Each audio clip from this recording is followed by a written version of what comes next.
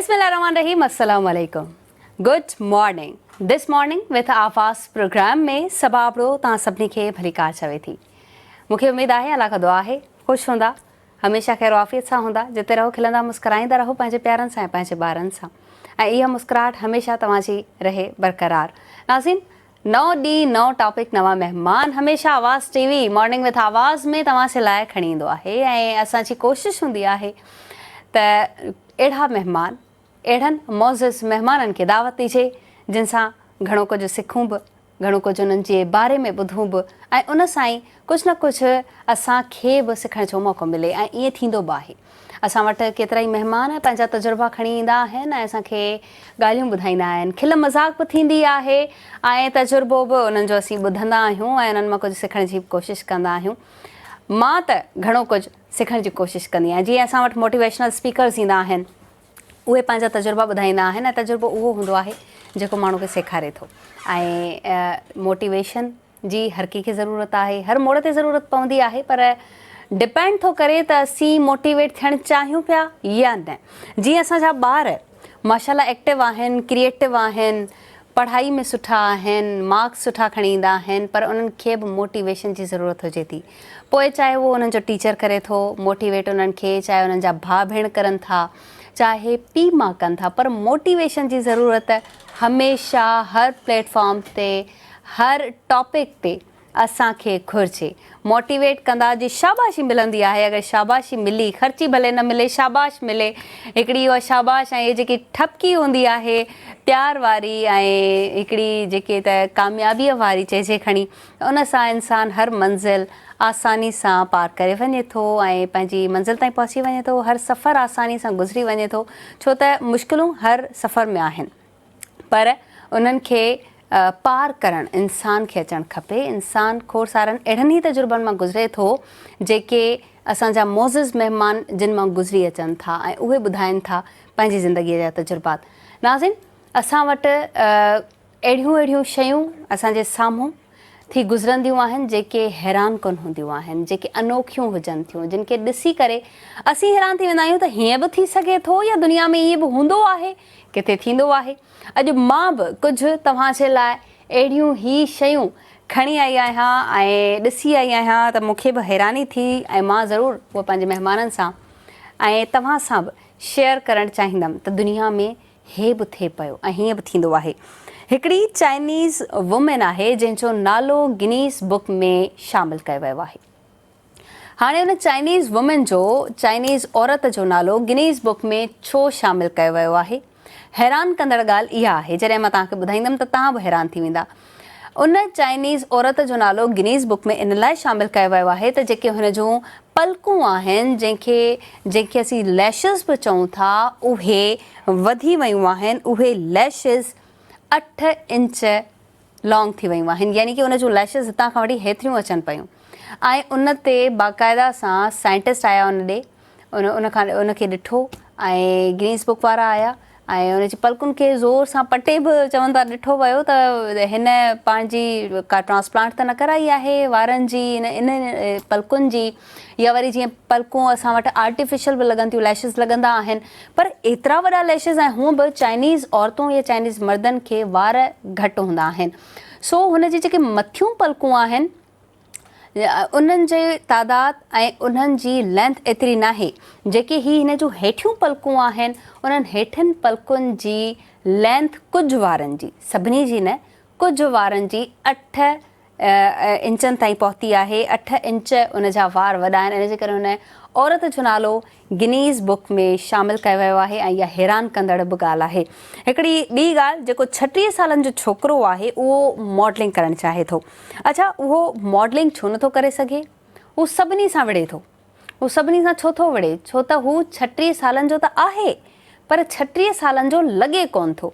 हाणे असांजे पाकिस्तान में असीं ॾिसूं था, पंहिंजी इंडस्ट्री खे ई असीं ॾिसी वठूं त खोड़ सारा माण्हू उमिरि लिकाईंदा आहिनि, ख़ासि करे औरतुनि लाइ मशहूरु आहे त उमिरि लिकाईंदियूं आहिनि, उमिरि चोर हूंदियूं आहिनि। ऐं इन खां पोइ असीं ॾिसूं था पाण वटि फार्मूला, इंजेक्शन्स अहिड़ियूं अची वियूं आहिनि जेके उमिरि घटि ॾेखारनि थियूं। एक्टर ऐं एक्ट्रेसिस उन्हनि खे वधीक यूज़ कंदा आहिनि त जीअं असांजी उमिरि घटि लॻे, असांखे झुरियूं न पवनि। हिन छोकिरे जी उमिरि 36 साल हूंदे ही 17 सालनि जो थो लॻे। हिन खे न गूगल वारा एक्सेप्ट कनि था, न हिन खे NIC वारा एक्सेप्ट कनि था, न ई वरी हिन खे पंहिंजे पाड़े वारा या मुआशिरो एक्सेप्ट करे थो त तव्हां एतिरा वॾा आहियो, तव्हां सिर्फ़ु ऐं सिर्फ़ु 17 सालनि जा आहियो। इहे इन करे हू छोकिरो सभिनी खां नाराज़ थी वियो आहे ऐं हिन ढयो आहे पंहिंजे सर्टिफिकेट सां गॾु त बाबा मां हीअ मुंहिंजी पैदाइश आहे, महिरबानी कयो, मूंखे मॉडल ठहिणो आहे, मूंखे मॉडलिंग करणी आहे, त मूंखे कंहिं बि फील्ड में कोई बि चांस नथो ॾिए सिर्फ़ु इन जे करे जो मां उमिरि चोर आहियां। मां उमिरि चोर त ज़रूरु आहियां पर मुंहिंजी उमिरि नंढी न आहे, मां 36 सालनि जो आहियां। हीअ ॾिसो केॾी अनोखी शइ आहे। अगरि असां वटि कोई अहिड़ो मर्द या का अहिड़ी औरत हुजे त हू त ख़ुशी सां ॿाहिरि घुमनि ऐं चवनि था ॾिसो मां केॾो नंढो लॻंदो आहियां या नंढी लॻंदी आहियां, पर हुनखे टेंशन आहे त मूंखे कोई एक्सेप्ट छो नथो करे। अच्छा, हिकिड़ी ॿी ॻाल्हि, दुनिया जो ग़रीब तरीन प्रेसिडेंट तव्हांखे ख़बर आहे त केरु आहे? हिकिड़ो प्रेसिडेंट आहे दुनिया जो ग़रीब तरीन, ऐं तव्हां गूगल कंदा तव्हांखे बि ख़बर पवंदी त उहो ग़रीब तरीन प्रेसिडेंट हिकिड़े नंढे घर में रहे थो ऐं उन पंहिंजा 2 डॉग पालिया आहिनि। हुन वटि पुराणे मॉडल जी कार आहे, हुन वटि ॿियो को बि असासो न आहे। आयरलैंड जो हिकिड़ो प्रेसिडेंट रहियो आहे ऐं हाणे न आहे, हू रिटायर्ड थी वियो आहे प्रेसिडेंट, ऐं उन खां पोइ हुन पंहिंजी सादा ज़िंदगी खे ई कंटिन्यू कयो आहे ऐं हिन वक़्त ताईं हू सादा ई ज़िंदगी गुज़ारे थो, यानी कि हुन वटि को अहिड़ो गवर्नमेंट जे तरफ़ां कोई ठहियल असासो न आहे। अगरि सोचो कोई अहिड़ा प्रेसिडेंट कंहिं मुल्कनि जा हुजनि त मुल्क केॾी न तरक़ी कंदा ऐं उन्हनि जा माण्हू केॾा न ख़ुशहाल हूंदा। सो उन प्रेसिडेंट खे माण्हू ॾिसणु वेंदा आहिनि। त अॼोकी दुनिया में बि अहिड़ा माण्हू मिलनि था जेके एॾी सादगी सां रहनि ऐं एॾे वॾे उहिदे हुजण जे बावजूद बि ईअं ई रहिया ऐं उहिदे वञण खां पोइ बि ईअं ई रहनि था। हिकिड़ी ॿी अनोखी शइ जेका मां तव्हांखे ॿुधाइणु वञा पई, ऑस्ट्रेलियन कंपनी हिकिड़ो जूतो तयारु कयो आहे। हाणे हुन जूते जी ख़ासियत छा आहे? कुझु असां चश्मनि जो ज़िक्र कंदा आहियूं, जेके ब्लाइंड माण्हू आहिनि, जेके ॾिसी नथा सघनि, उन्हनि लाइ चश्मा तयारु कया विया आहिनि त जेके बाद में ॾिसी सघंदा आहिनि। उन्हनि जी टाइम लिमिट आहे, उन्हनि जो टाइम लिमिट आहे, उन्हनि में चिप लॻल आहे, उन में कुझु अहिड़ियूं शयूं आहिनि। पर हे जेके ऑस्ट्रेलियन कंपनी जूतो तयारु कयो आहे, उन जे अॻियां हिकिड़ो नंढिड़ो ट्रैकर लॻायो आहे। हाणे उन ट्रैकर जी ख़ासियत छा आहे?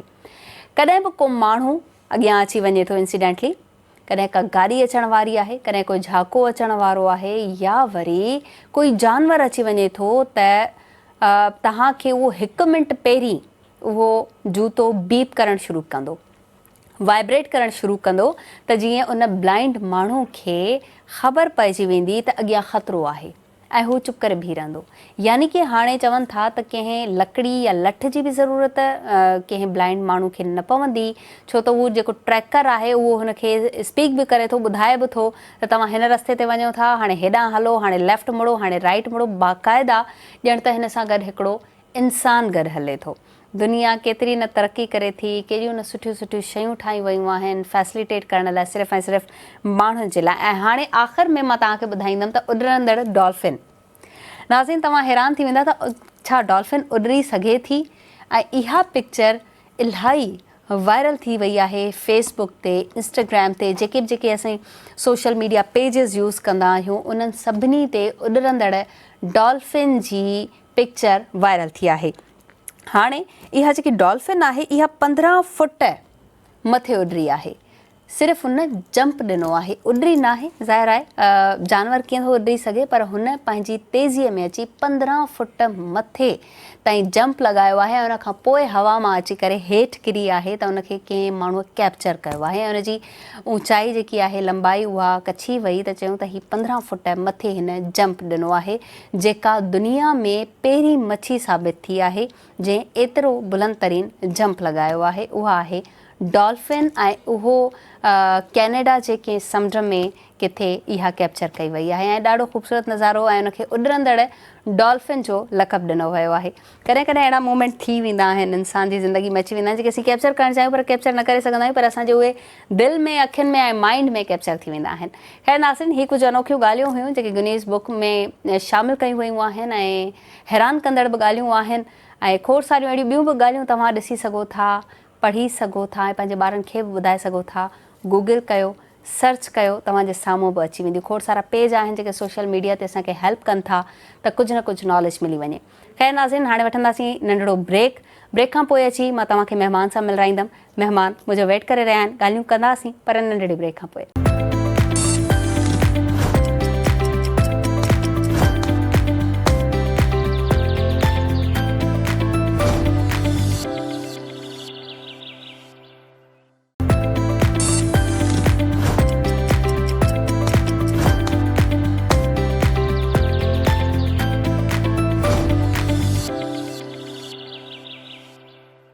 Welcome back in morning with आवाज़। नाज़रीन, असां हमेशह कोशिशि कंदा आहियूं, आवाज़ टीवी जी कोशिशि हूंदी आहे ऐं मॉर्निंग शो जे डायरेक्टर जी बि कोशिशि हूंदी आहे त अहिड़ा गेस्ट असां वटि अचनि जिनजे ज़िंदगी मां जेके तजुर्बा हासिलु थियल आहिनि उहे असांखे कुझु सेखारे वञनि, कुझु ॿुधाए वञनि ऐं पंहिंजी लाइफ जो कुझु अहिड़ियूं मूमेंट्स असां सां शेयर करे वञनि जंहिंमां असांखे कुझु लाभ हासिलु थिए। सो अहिड़ो ई महिमान, बहितरीन शख़्सियत असीं पंहिंजे प्रोग्राम में अॼु घुराई आहे।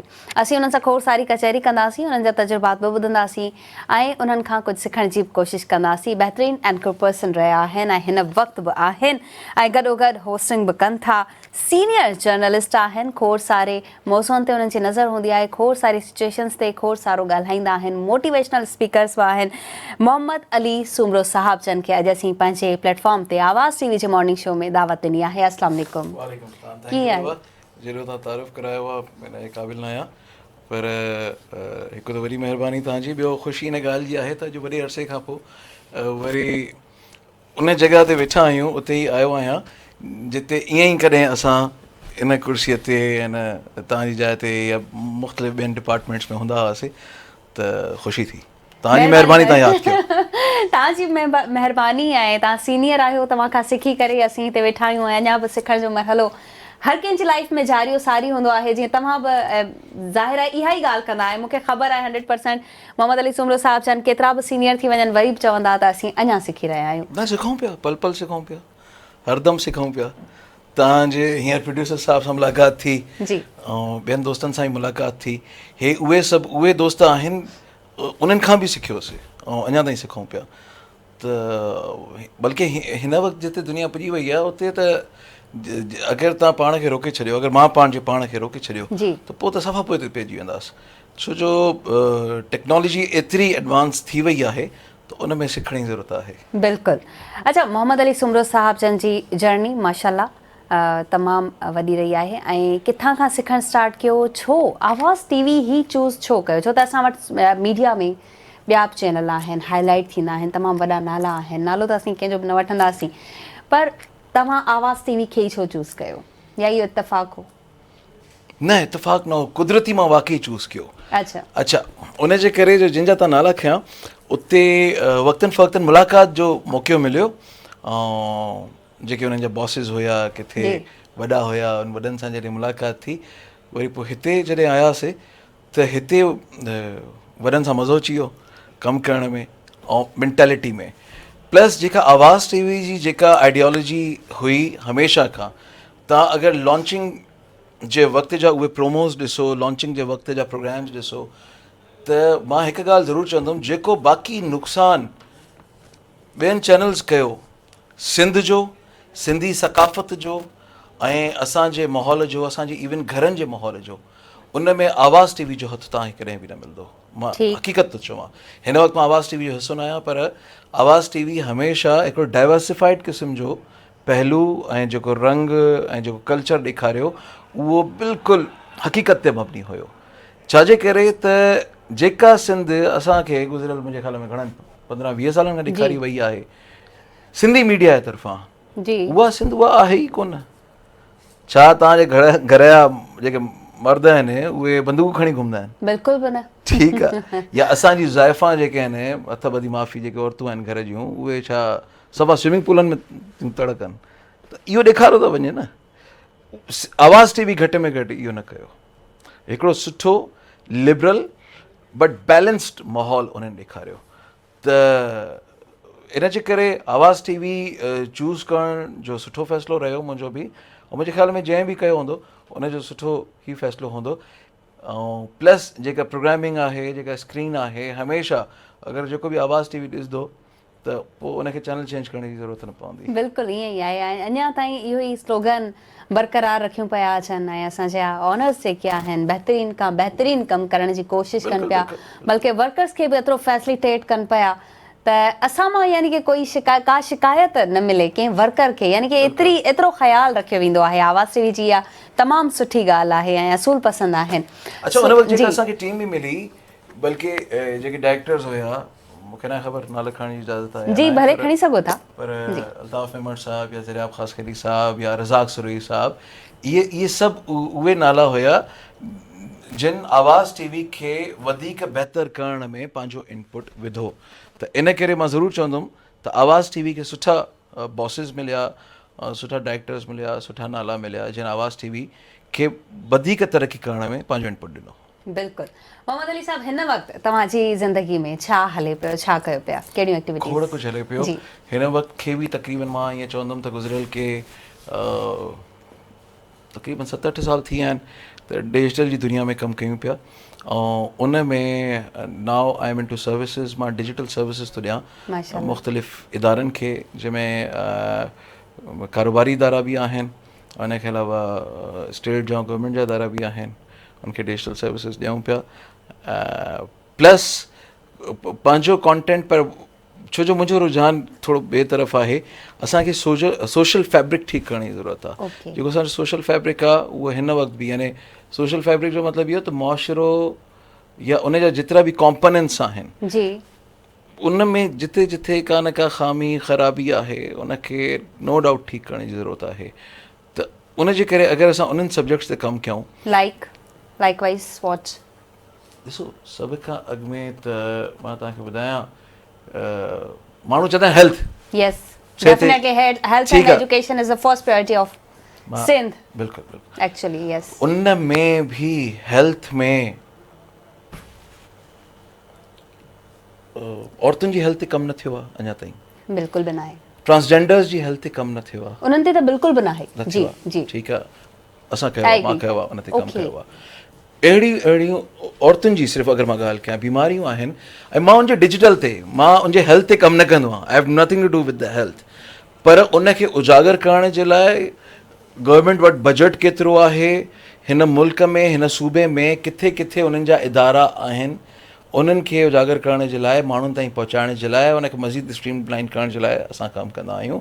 त जीअं माण्हुनि खे ख़बर पए, जेके असांजे ॻोठुनि में, ॿाराड़ीअ में जेके माण्हू आहिनि जिन जो एक्सेस न आहे, त घटि में घटि उन ताईं नॉलेज ऐं इंफॉर्मेशन पुॼी सघे ऐं जीअं उनजो लाइफ स्टाइल बहितर थी सघे। ईअं ई खोड़ ॿी शयूं आहिनि। तव्हां तालीम जी ॻाल्हि था कयो, वोकेशनल ट्रेनिंग जो कमु ई नथो थिए थो पियो, पुॼे नथो पियो digitally. I am talking about digital. असां डिजिटल जो कमु कंदा आहियूं त इहो ईअं सम्झो त हे उहो लूणु आहे जेको थोरो थोरो हर खाधे में पवंदो आहे। सो इन जे करे अहिड़ा खोड़ सोशल फैब्रिक जा कम आहिनि।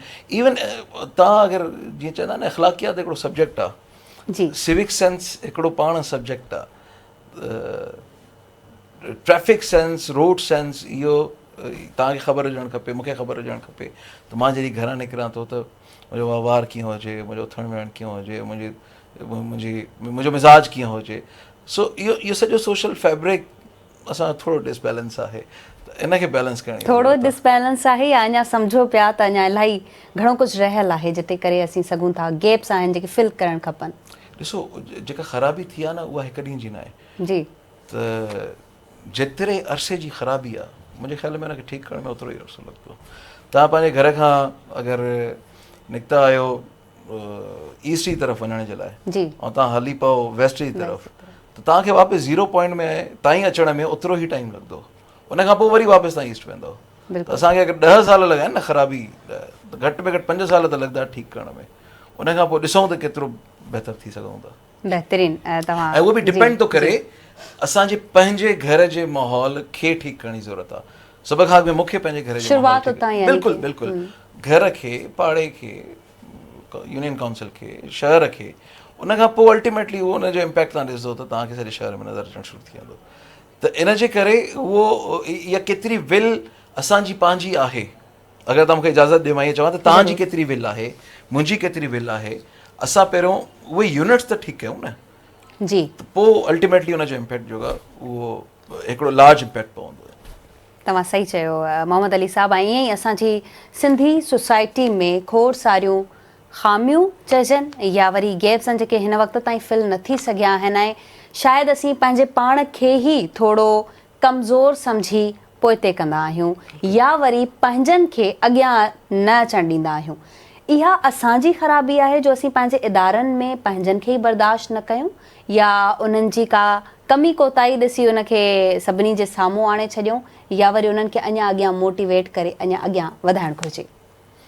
ॾिसो इहो त ख़ैर इन जो तालुक़ु मां न चवंदुमि त कंहिं क़ौम सां या कंहिं मख़सूस सेगमेंट सां आहे, पर असांखे त सेगमेंट सम्झो पियो वञे न सिंधियुनि खे, पर असीं सिंधी पाण ॿिए सिंधी खे बर्दाश्त नथा कयूं। इहा ॻाल्हि आई आहे त ख़ैर इहो मसइलो हर जाइ ते आहे। जी, पर इहो मां तव्हांखे ॿुधायां, तव्हां को बि हिकिड़ो टेस्ट केस जे लाइ तव्हां को बि हिकिड़ो ग्रुप खणो। जी, लेट्स से मां तव्हांखे चवंदुमि त 10 माण्हू हुजनि उन ग्रुप में अगरि या 100 माण्हू हुजनि, सो उन में लीडरशिप क्वालिटी तव्हांखे सिर्फ़ु हिकिड़े में मिलंदी ऑन एन एवरेज।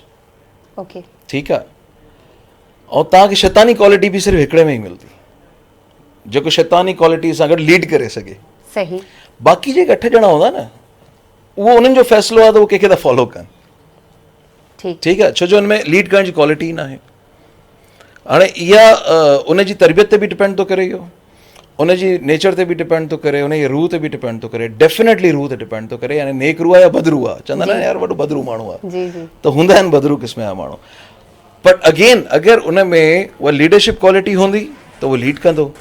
अगरि उहो सिर्फ़ु हिकिड़ो फॉलोअर हूंदो ऐं उनखे पाण को ज़हन न हूंदो, का सोच न हूंदी, सोचणु चाहींदो न, त पोइ उहो बि उनजो नसीब आहे या उनजो फ़ैसिलो आहे त उहो के पासे थो वञे। सही। मोहम्मद अली साहब जन नाज़िन मौजूदु आहिनि, खोड़ सारियूं ॻाल्हियूं करणियूं आहिनि। वठूं था नंढिड़ो ब्रेक, केॾांहुं न वञो, वरी वापसि था अचूं।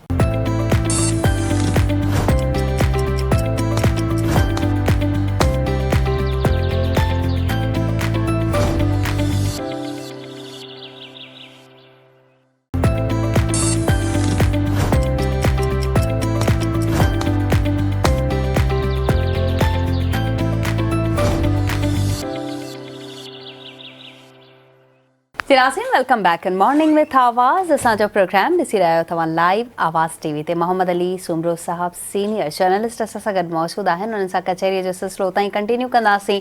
ऐं सोशल मीडिया ते खोड़ सारो हिन वक़्तु ई एक्टिव आहिनि, कमु कनि पिया, ऐं केतिरा ई प्लेटफॉर्म्स आहिनि जिन ते कमु कनि पिया। सोशल मीडिया जा फ़ाइदा खोड़ सारा आहिनि जेके शायदि असांखे हिन वक़्त ताईं न आहिनि ख़बर। यूथ जेका पढ़े थी उन्हनि खे एटलीस्ट ख़बर आहिनि। बाक़ी उन्हनि जा जेके डिसएडवांटेजिस माण्हू खणी रहिया आहिनि, केतिरा नुक़सान आहिनि। मसलन ग़लति वीडियो वायरल करणु, इन मां असीं फ़ाइदा बि त हासिल करे सघूं था, पर असांजी आवाम, असांजी यूथ केॾांहुं वञे पई। छा सम्झो पिया त इन्हनि खे ग़लति एडवांटेज जो हिसो बणाए करे उन्हनि मां कमाई करणु। इनखे बि जेका पाण असां हिन ब्रेक खां अॻु में जेका ॻाल्हि कईसीं, जी, इनखे बि तव्हां अगरि उन एस्पेक्ट में ॾिसंदो त तव्हांखे पॉज़िटिविटी करण वारा, क्रिएटिव कमु करण वारा हूअं बि घटि ई मिलंदा। ठीकु। नेगेटिविटी में या शैतानी कम में अट्रैक्शन घणी आहे न, त इन करे हो हुन पासे अट्रैक्ट था थी वञनि। जॾहिं त रब साईं मना बि कई आहे त पाण खे रोकण जो, पंहिंजे नफ़्स खे रोकण जो फ़ैसिलो इंसान जो पंहिंजो आहे, उहो उनखे रोकणो ई रोकणो आहे। प्लस मज़े जी ॻाल्हि इहा आहे त अगरि तव्हां पॉज़िटिव कमु कयो, अगरि तव्हां क्रिएटिव कमु कयो, त उनजी रीच डेफिनेटली तव्हांखे वधीक मिलंदी। But that's your on decision. उन जे लाइ अॻु में हिकिड़ो पंहिंजी ज़ात सां फ़ैसिलो करिणो पवंदो। मिसाल जे तौर ते मां फ़ैसिलो कयां त मां कॾहिं बि गाॾी जेका आहे उहा रॉन्ग पार्किंग में न कंदुमि, न बीहारंदुमि, या मां कॾहिं बि रॉन्ग वे न वेंदुमि, त पोइ भले मूंखे अॻियां जेतिरो बि यू टर्न वठिणो हुजे, तव्हांजे ऑफिस अचण जे लाइ साम्हूं बिल्कुलु तव्हांजे ऑफिस जे साम्हूं हिकिड़ो कट आहे, जी, अगरि उहो मिस थी वञे त मूंखे थोरो अॻिते 1 किलोमीटर अॻिते खां फिरी अचिणो पवंदो। जी, पर मां पाण सां फ़ैसिलो करे छॾियां त कॾहिं बि मां रॉन्ग वे न वेंदुमि। Same is the case. त तव्हां अगरि ज़िंदगी में फ़ैसिलो कयो त सोशल मीडिया ते बि तव्हां पंहिंजो नेगेटिविटी में कोई बि हिसो न विझंदो। असां छा था कयूं, असां इहो बि त कयूं था न त असां उन नेगेटिव कॉन्टेंट खे, उन नेगेटिव मवाद खे केतिरो जल्दी फैलायूं था। जी, अञा रिसेंटली हाणे ई असां ॾिठोसीं का हिकिड़ी न्यूज़ आई, अगरि मूंखे इजाज़त ॾियो। ज़रूरु ज़रूरु, तव्हां कंटिन्यू कयो। सुहेल अज़ीज़ी साहब जो हिकिड़ी वीडियो आई, ऐं उहा वीडियो पहिरें सेकेंड में ई ॾिसण सां मूंखे ॾाढी बाहि लॻी। उहो हिकिड़ो स्टेटमेंट हुयो जेको स्टेटमेंट नाक़ाबिले बर्दाश्त आहे। ऐं यकीन कयो मूंखे यकीन न पियो अचे त हिनखे मां ॾाढो पसंदि कंदो आहियां, हे शख़्स इन क़िस्म जी ॻाल्हि करे सघे थो। उन खां पोइ असां जर्नलिज़म इहो सिखियो आहे तव्हांखे तहक़ीक़ करणी आहे, उनखे चवंदा आहिनि 5 Ws and 1 H। उहो त अॻिते 7 Cs ऐं तव्हां जेतिरो बि अॻिते तव्हां कंदा वञो, पर उन में इहो कंहिं चयो, छा चयो, या छा थियो, किथे थियो, उन जी जॻह छा आहे, उहो सभु तव्हां जॾहिं उहे चेक्स तव्हां कंप्लीट कंदो तव्हांखे हुनजो रिज़ल्ट मिली वेंदो। जी इवन इन्वेस्टिगेशन में बि ईअं थींदो आहे। मां फ़ौरन हिकिड़ो जेको असांजो फैक्ट चेक आहे उन में चेक कयोसीं त इहो इवेंट किथे थियो हुयो, उन इवेंट जी वीडियो घुराए वरिती। ठीकु। जॾहिं उन में कॉन्टेक्स्ट में ॾिठो त उहो हिकिड़ो जुमिलो मां हाणे रिपीट नथो करणु चाहियां, पर उनजो फ़ौरन ई नेक्स्ट सेकेंड जुमिलो इहो हुयो त हाणे इहो तव्हांजो फ़ैसिलो आहे या तव्हांजी मर्ज़ी आहे त तव्हां नेकीअ पासे था वञो या बदीअ पासे था वञो। सही। ठीकु आहे। अगरि तव्हां उन कॉन्टेक्स्ट खां बग़ैर फ़ौरन ॿिए जुमिले खां बग़ैर ॿुधंदव, कंहिं बि बाशऊर इंसान खे बाहि लॻणु खपे। पर अगरि तव्हां ॿई जुमिला गॾु करे ॿुधंदव त वाक़ई सम्झ में थो अचे, उन में उनजो बि पंहिंजो कंसेंट बि नज़र थो अचे त हुन वीचारे जी नियत छा हुई ऐं छा थो चवणु चाहे। ठीकु आहे। इहा वीडियो घटि में घटि बि 24 कलाकनि जे अंदरि मिलियंस में स्प्रेड थी वई। जी ठीकु आहे। अगरि मां फ़ौरन तवाई में अची करे ख़ार में अची करे हेठां कुझु लिखी छॾियां, असांखे सोशल मीडिया ते पंहिंजो इनपुट बि पॉज़िटिव ॾियणो आहे। ठीकु आहे। सही। दुनिया में जंग थी हले पई, तव्हांजो हिकिड़ो कॉमेंट बि उन जंग में तीलीअ जेतिरो कमु त अदा करे सघे थो। सही। इन करे कोई कॉमेंट, काई शेयरिंग, काई अहिड़ी शइ तव्हां पाण, मां पाण, असां सभु मिली करे पाण पॉज़िटिविटी में केतिरो इनपुट ॾियूं था, असां जॾहिं इन ॻाल्हि ते अची वेंदासीं सभु बहितर थी वेंदो इंशाअल्लाह। मोहम्मद अली सुमरो साहब, हिन वक़्तु जर्नलिज़म किथे बीठी आहे? छा सम्झो पिया मज़बूती सां पंहिंजो कमु जर्नलिस्ट करे रहिया आहिनि? जर्नलिज़म रवां दवां आहे पंहिंजे सफ़र ॾांहुं, या थोरो बैक थिया आहियूं या थींदासीं अञा अॻियां हली करे? मां सही तव्हांजी ॻाल्हि ॿुधायां जी, या शायदि दुख जी ॻाल्हि बि, पाकिस्तानी जर्नलिस्ट या उन्हनि जा लीडर, सभिनी जर्नलिस्ट लाइ त न चवंदुमि, जी, पर पाकिस्तानी सहाफ़ियुनि जे लीडरनि ऐं अंदरि बि जेके तंज़ीमूं ठहियल आहिनि, उन्हनि जॾहिं पंहिंजी सॼी कम्यूनिटी ऐं फिटर्निटी जो ख़्यालु न कयो त पोइ हाणे उन्हनि खे आहिस्ता आहिस्ता अहिड़ी ख़बर पवणु शुरू थी वई आहे, ऐं इनशाअल्लाह नेक्स्ट 5 खां 10 सालनि में उनखे बाक़ाइदगी सां ख़बर पइजी वेंदी त हाणे घर घर में साफ़ी आहे। तव्हां बि जर्नलिस्ट आहियो। जी। अॻे छा हूंदो हुयो, जर्नलिज़म पढ़णी पवंदी हुई, ऐं या उन खां पोइ मैस कम्युनिकेशन अची वई त उहा पढ़णी पवंदी हुई, डिग्री वठणी पवंदी हुई, उन खां पोइ नौकिरी मिलंदी हुई। हिन वक़्तु साल में ई अगरि 20,000 या 30,000 जेके स्टूडेंट्स आहिनि उहे पास आउट थियनि था अगरि, त नौकिरियूं किथे आहिनि? 2,000 बि आहिनि नौकिरियूं, बिल्कुलु न आहिनि। जी। ऐं उन्हनि खे हिकिड़ो ऑल्टरनेट प्लेटफॉर्म मिलियल आहे सोशल मीडिया जी सूरत में, डिजिटल मीडिया जी सूरत में, मुख़्तलिफ़ वेबसाइट्स जी सूरत में, इंटरनेट जी सूरत में, ऐं इंटरनेशनल इदारा अहिड़ा आहिनि हाणे जिते एक्सेस ॾाढो आसानु थी वियो आहे। मुख़्तलिफ़ इंटरनेशनल मुख़्तलिफ़ मुल्कनि जा इदारा आहिनि जिते एक्सेस आसानु आहे। त हिन वक़्तु जेका डुक डोड़ आहे न, उहा सिर्फ़ु ऐं सिर्फ़ु क्वालिटी ऑफ वर्क खां वधीक क्वांटिटी ऑफ वर्क ते आहे। अच्छा। जेको वधीक खां वधीक कमु करे थो, जेको वधीक खां वधीक, मां जेनेरिक ॻाल्हि थो कयां, जी जी, जंहिंजी वीडियोज़ सभिनी खां वधीक आहिनि, जेको डुकी करे हर ख़बर ते पुॼी थो वञे, उन ज़रूरी न आहे त उनजो तालुक़ु कंहिं सिंधी चैनल सां आहे, उर्दू चैनल सां आहे, या चैनल सां आहे बि या न आहे, पाण पहुतल आहे।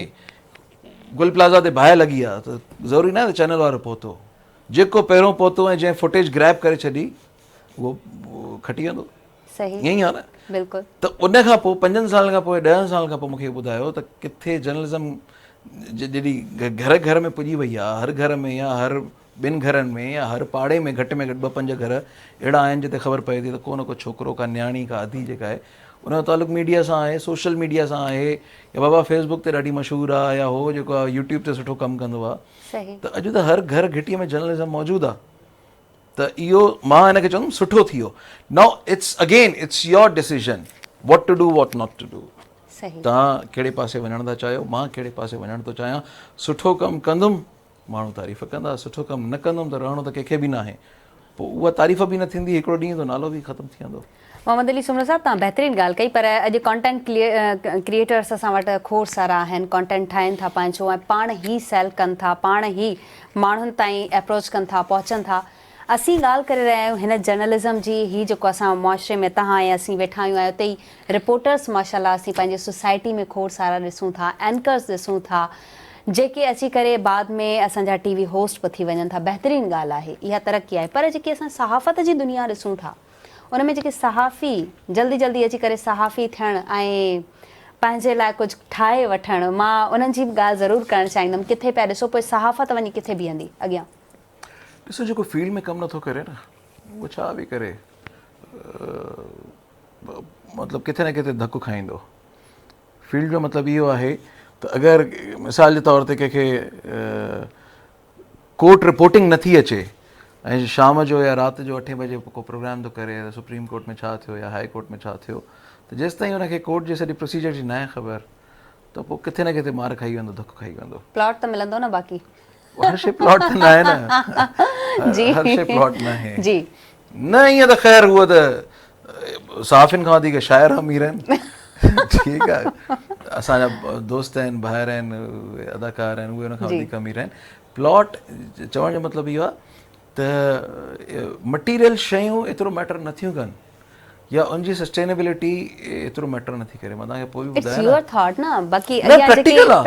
फॉर्च्यून जेका तव्हांजे वॾनि जी ॾाॾे नाने ताईं जी, मुंहिंजे वॾनि जी ॾाॾे नाने ताईं जी जेके पुश्तियूं हुयूं, उहे घटि में घटि बि 100-125 साल ताईं उहा ज़मीन हले थी। उन खां पोइ आख़िरी जेका टी नसल आहे न, उहा शायदि उन वटि कुझु बचे त बचे, या जेके बचाइण ॼाणनि, न त चौथी नसल जेका आहे बुख ते वेठी आहे। त जेके बि अॼु जेको कमाइनि था, उहो कहिड़ी गारंटी आहे त नेक्स्ट 50 साल 100 साल ताईं हलंदो या न हलंदो? इहो ज़हन में रखो। सही, तव्हांखे ॾियणो आहे त तव्हांखे स्किल्स ॾियणा आहिनि पंहिंजी नसुलनि खे, पंहिंजी ईंदड़ जनरेशन खे। तव्हांखे ॾियणो आहे त उन्हनि खे को न को कमु कार धंधो, को बिज़नेस स्किल्स, को न को अहिड़ो तव्हांखे हुनर उनखे ज़रूरु ॾियणो आहे जेको उन्हनि खे सर्वाइव करण में सहूलियत ॾेई सघे। छाजे करे त उहो चवंदा आहिनि न, नसुल दर नसुल जदी पुश्ती उहे ई अमीर हूंदा आहिनि जेके उन फॉर्मुले जी सस्टेनेबिलिटी खे बि ॼाणंदा हुजनि। जी, त हे जेको वक़्ती प्लॉट जेके मिलनि था, अगेन जॾहिं मुंहिंजा ॿार ईंदा खाई खपाए छॾंदा, वरी बुख ते वेठा हूंदा, त प्लॉट जी सस्टेनेबिलिटी न आहे, उन आइडियोलॉजी जी सस्टेनेबिलिटी आहे। जेको सुठो कमु करे थो या ख़ुदा जी काइनात में ख़ुदा जे बंदनि सां सुठो उनजो वहिंवार आहे, उथण वेहण तरीक़ा सुठा आहिनि, तॾहिं वञी करे उनजो कमु बि ऐं उनजो नालो बि पोइ वरी हिकिड़े वॾे अरसे ताईं रहे थो। सही। नाज़रीन, वठंदासीं नंढिड़ो ब्रेक, ऐं ब्रेक खां पोइ वरी वापसि था अचूं मॉर्निंग विथ आवाज़ में। केरा न वञिजो, मोहम्मद अली साजन असां सां गॾु मौजूदु रहंदा।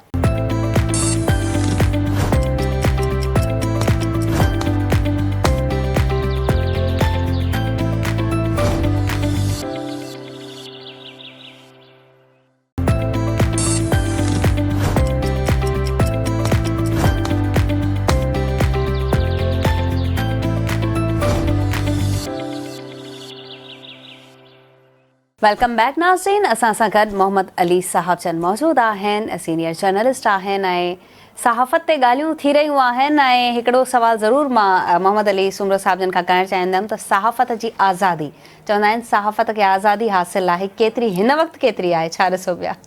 आहे सहाफ़ी आज़ाद आहे। केतिरा आज़ाद आहिनि जो कुझु बि करे सघनि था? कनि था, नथा कनि, छा नथा कनि, छिके रखी वेठा आहिनि कम खे। अच्छा, आज़ाद आहे। ॾिसो, हिकिड़ो वक़्तु हूंदो हुयो, सहाफ़त जी आज़ादी चवंदा आहिनि मोहम्मद अली साहब त लिखण में, ॿुधाइण में, सच ॿुधाइण में, उहो सच हिन वक़्तु हाईलाइट थिए पियो। हिन वक़्तु त मां तव्हांखे चवंदुमि, हिन वक़्तु ॾाढो सवलो आहे। हिकिड़ो वक़्तु हूंदो हुयो जॾहिं अख़बार जी जेका हेडलाइन हूंदी हुई न, जी, सुर्खी चवंदा आहिनि, उहा लिखियल ऑलरेडी छपाई ते यानी प्रिंटिंग ते वियल आहे, उहा रुकराए छॾिबी हुई, या का अहिड़ी ख़बर जेका न चाहींदा हुया, पोइ उहो ओतिरो पी हाणे छा कनि, उते ॿी कहिड़ी ख़बर लॻे, यानी प्रिंटिंग ते वेंदी 2 बजे राति जो, त अगरि 2:45 या 2 बजे अगरि ऑर्डर अची विया आहिनि त फलाणी ख़बर न वेंदी, त सहाफ़ी त पंहिंजो ख़बर वबर ॾेई करे जान छॾाए राति जो 2 बजे ताईं घर लाइ वेंदा हुया। घर न वेंदा, पोइ किथे कचहरी कंदा, होटल ते, प्रेस क्लब ते, किथे बि, त पोइ हाणे उहो ओतिरो पोर्शन ख़ाली वेंदो हुयो।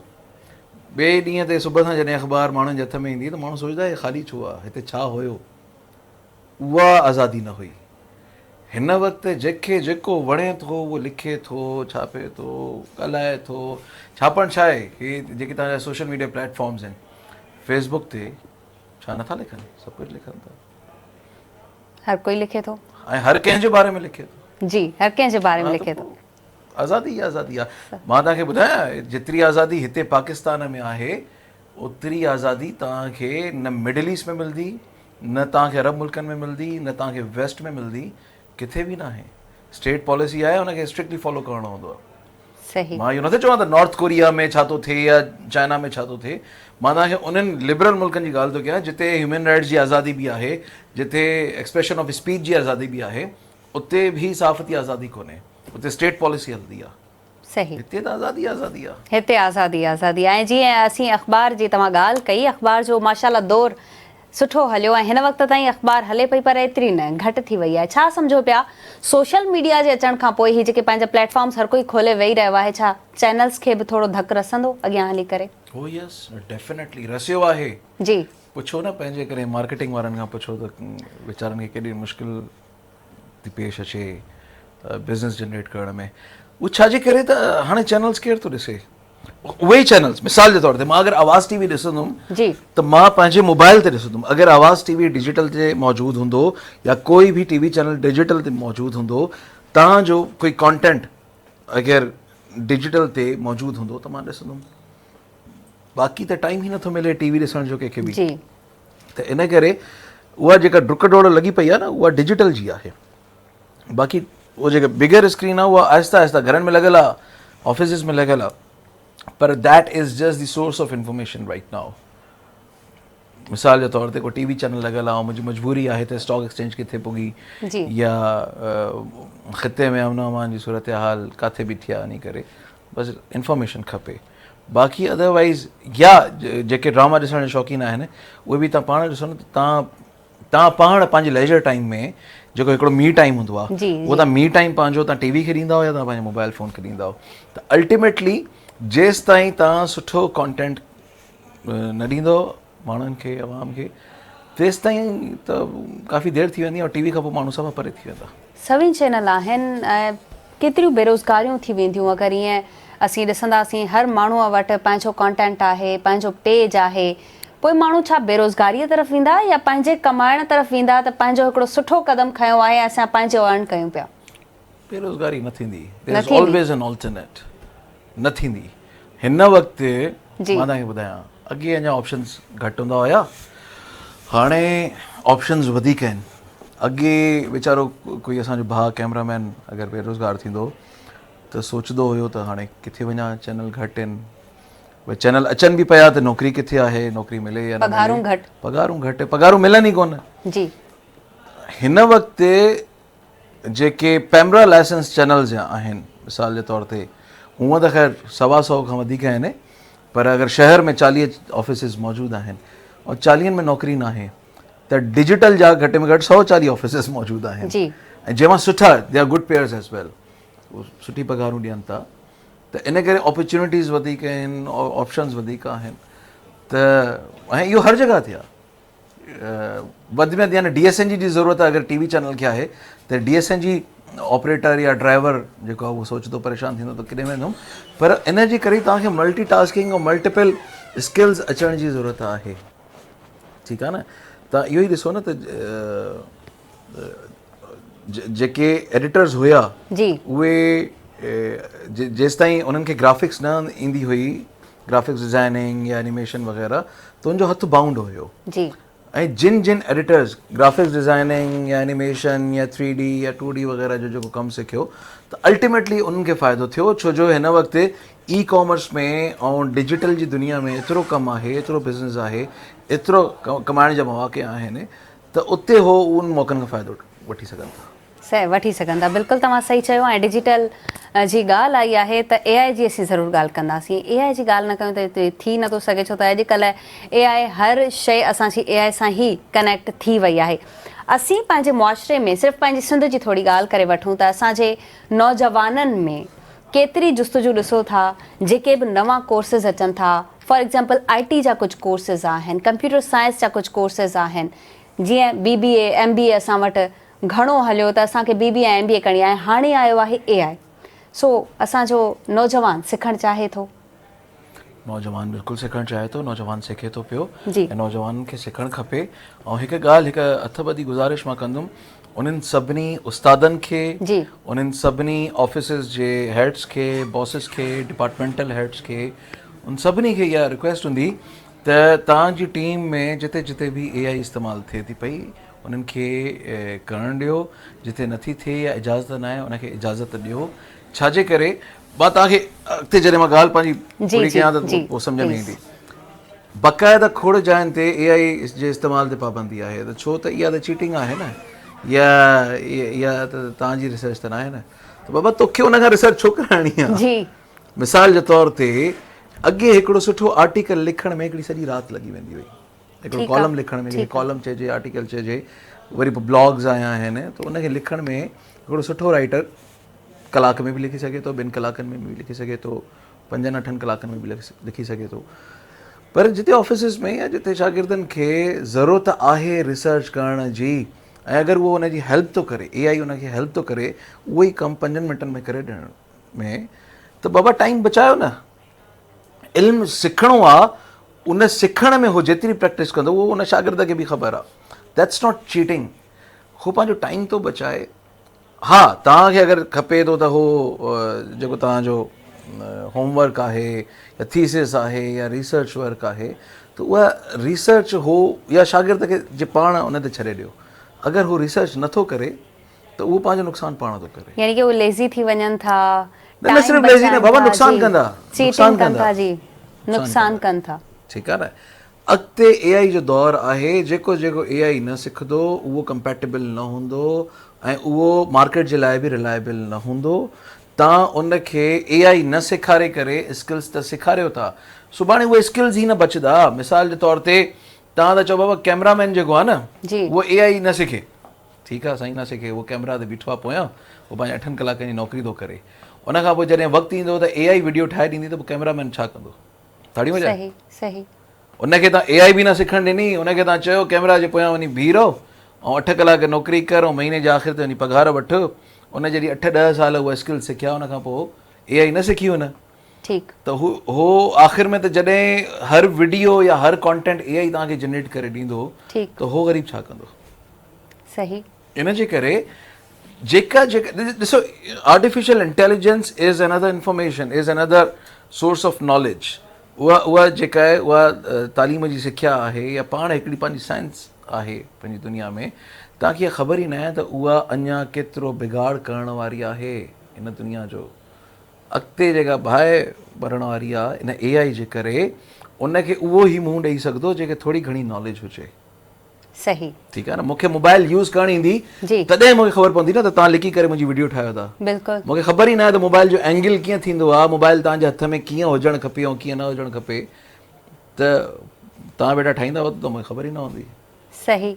अच्छा, AI जो तव्हां AI जी ॻाल्हि कई त सिखणु खपे, पढ़णु खपे, ऐं हिन वक़्तु सिंध गवर्नमेंट बि, पाकिस्तान गवर्नमेंट बि पंहिंजे लेवल ते कोर्सिस फ्री ऑफ कॉस्ट कराए रही आहे स्टूडेंट्स खे, त जीअं असांजी जेकी यूथ आहे उहा उन्हनि सां फैसिलिटेट थिए। असां वटि प्लेटफॉर्म्स आहिनि, जिते यूटिलाइज़ कजे, जिते असांजी यूथ वञी कमु करे ऐं उहे कोर्सिस जेके, उहे डिग्रीज़ जेके उन्हनि कयूं आहिनि, ओतिरा पैसा त मिलनि। न आहिनि 100,000 प्लेटफॉर्म्स मौजूदु आहिनि। अच्छा ॾिसो जी, अचो न हिते रिसर्च कयो। मां नौजवाननि खे थो चवां हिते रिसर्च कयो ऐं हिते ॻोल्हियो त असांजे मुल्क में कहिड़ा प्लेटफॉर्म्स आहिनि, कहिड़ा ऑप्शन्स आहिनि, यूरोप में कहिड़ा प्लेटफॉर्म्स आहिनि, US में, कैनेडा में, UK में, ऑस्ट्रेलिया, न्यूज़ीलैंड में, ऐं तव्हां ऑनलाइन वेही करे उतां जी मार्केट खे टैप करे सघो था, उतां जी मार्केट में तव्हां कमु करे सघो था। हिकु ॻाल्हि। सेकेंडली, इहो डिपेंड थो करे त तव्हां कहिड़े जॉनर में या कहिड़ी इंडस्ट्री में कमु करणु चाहियो था। सही।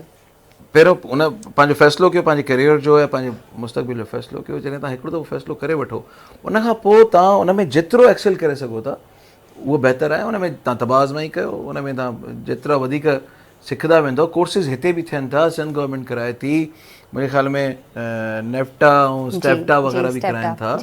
त उन मां न सिर्फ़ु कोर्सिस खां फ़ाइदो वठो, उहा सिखिया वठो, बल्कि अल्टीमेटली ऑनलाइन कोर्सेज थियनि था। जी तव्हां ऑनलाइन कोर्सेज में बि जेतिरो वधीक सिखंदो, यूट्यूब ते मुख़्तलिफ़ प्लेटफॉर्म्स ते ट्यूटोरियल्स मौजूदु आहिनि, सॼा लेक्चर्स मौजूदु आहिनि, सिखण वारा सिखी था वञनि। यानी कि एआई खां डिॼजे न न बाबा, जेको डिॼनि था माण्हू। पंहिंजे ॿारनि खे एआई सिखण ॾियो। ॾिसो, अच्छा, it's not about being lazy. जी मूंखे हिकिड़ी ॻाल्हि ॿुधायो न, एआई हलो हिकिड़ो, मां छा चयुमि, एआई कॉलम थो लिखे, जी कॉलम उअं ई खणी करे तव्हांखे ॾेई छॾंदुमि। न I have to read the entire definitely तव्हां पढ़ंदा हुनखे। जी जेको आर्टिकल आहे उनखे पढ़ो ऐं उनखे पोइ ह्यूमनाइज़ तव्हां करे सघो था। सही ठीकु आहे। मूंखे अगरि लेट्स से इकोनॉमिक फोरम या IMF या वर्ल्ड बैंक जे बारे में का इंफॉर्मेशन खपे, मां 8 ॾींहं लाहे करे या 8 कलाक बि लॻाए करे मां बाक़ाइदा वेही करे ॻोल्हियां, मूंखे एआई उहो कमु 8 मिंटनि में करे ॾिए थी। उन खां पोइ तव्हां उनखे ह्यूमनाइज़ कयो, तव्हां पंहिंजी सिलेक्शन कयो त हे इंफॉर्मेशन या डाटा मुंहिंजे कम जी आहे, हे मुंहिंजे कम जी न आहे। उनखे तव्हां वधीक ह्यूमनाइज़ रिसर्च बि करे सघो था उन जे बारे में। But let the AI do their work, त उहो पंहिंजो जेको तव्हांखे रिसर्च करे ॾिए थी उन में तव्हांजे रेलेवेंस जेका आहे इंफॉर्मेशन जी, उहा तव्हां सां आहे या न आहे, उहो फ़ैसिलो त तव्हांजे हथ में आहे न। बिल्कुलु। त इन करे लेट्स से असांखे ट्रैवल करिणो आहे जी ऐं असां वञूं था नॉर्दर्न एरियाज़ में, ऐं एआई तव्हांखे ॿुधाए थी त बाबा हे मौसम जेको आहे उहो आज़ादु कश्मीर वञण जो आहे, पर गिलगित वञण जो न आहे या KP वञण जो न आहे, त उहो करणु ॾियो न हुनखे, बजाए हिनजे रुली अचूं, धक खाई अचूं, उन खां पोइ माण्हुनि खे मशवरा ॾियूं त न आहे वञिणो। बहितरीन ॻाल्हि। नाज़रीन, वठंदासीं हिन बहितरीन ॻाल्हि सां नंढिड़ो ब्रेक, ऐं ब्रेक खां पोइ असीं कुझु वाक़ियात, कुझु किस्सा असीं पंहिंजे पर्सनल लाइफ ते बि ॻाल्हाईंदासीं ऐं पुछंदासीं त मोहम्मद अली साहब जन खे कोई अहिड़ो किस्सो यादि हुजे त असां सां बि ज़रूरु शेयर कनि। नंढिड़ो ब्रेक।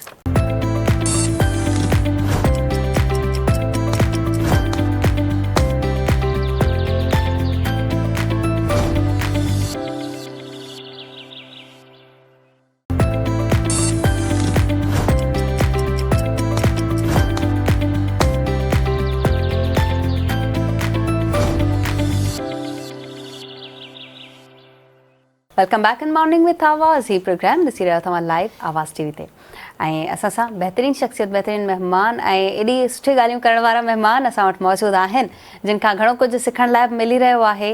सीनियर आहिनि असांजा, ऐं अलाह इन्हनि जे कमनि में ऐं ज़िंदगी में तरक़ी ॾे, सो असीं अहिड़नि ई मोतीअ जे दाणनि खां सिखंदा रहूं ऐं असां वटि ईंदा रहनि। मोहम्मद अली साहब, असां तव्हां खां ज़रूरु पुछणु चाहींदमि, मां सबा पुछणु चाहींदमि त लख थोरा तव्हांजे लफ़्ज़नि जा, तव्हांजी दुआ जा, तव्हांजी महिरबानी, तव्हांखे बि भाग ॾींदो, कामयाबी अता कंदो। महिरबानी तव्हांजी मोहम्मद अली साहब। ऐं हाणे तव्हां खां फ़नी किस्सो ॿुधण जो दिलि करे पियो, छो त असीं थोरी देरि पहिरियां खिलिया हुआसीं ऐं हाणे थोरो वधीक खिली वठूं भला। कुदरती मूंखे यादि अची वियो न, त थोरे मूंखे खिल ॾाढी ईंदी आहे फ़नी ॻाल्हियुनि ते, पर ॻाल्हियूं यादि घटि रहंदियूं आहिनि। हिकिड़ी ॻाल्हि मूंखे हाणे ताज़ो हिकिड़ो इवेंट थियो, उहो इवेंट इहो हुयो त नालो मां कोन खणंदुमि, पर कोई हिकिड़ो इवेंट हो जिते मेज़बान बि हुया ऐं के नाले वारा मेज़बान जो मतिलबु कि नाले वारी शख़्सियतूं हुयूं। उन्हनि गवर्नमेंट जे कुझु ऑफिशियल्स खे बतौर महिमान हुते घुरायो हुयो, ऐं मां बि हुते मेज़बाननि में ई मौजूदु हुयुमि, असां बि ठहासीं। त उते छा हुयो त जिते पार्किंग हुई, पार्किंग खां पोइ रेड कार्पेट हुयो ऐं माण्हू हली अचनि पिया। उते 2 गार्ड सिक्योरिटी वारा वीचारा बीहारिया हुया। उन में को हिकिड़ो हुयो जंहिंजो वीचारे जो पहिरियों ॾींहुं हुयो, त उन्हनि सभिनी उनखे चयो त बाबा जेको बि अचे उनजी चेकिंग ज़रूरु करणी आहे। त हाणे उन्हनि खे इहा ख़बर हुई त जॾहिं पब्लिक अचे या माण्हू अचनि त उन्हनि जी चेकिंग करणी आहे, पर जॾहिं के महिमान अचनि त उनखे बाक़ाइदा रिसीव करिणो आहे, अंदरि ताईं वठी अचिणो आहे। त असां पोयां बीठा आहियूं, असां ॾिसूं था त साम्हूं केरु अचे थो, केरु नथो अचे। त सिंध जी हिकिड़ी वॾी अहम शख़्सियत, उहे जीअं ई गाॾी मां लथा त गाॾी मां लहण सां ई हे हमरा वञे अॻिते वधियो ऐं अॻिते वधी करे हीअं जो कयईं त साईं जिन बि परियां हीअं करण जो हाणे गार्ड आहे वॾो भाकुर पातईं।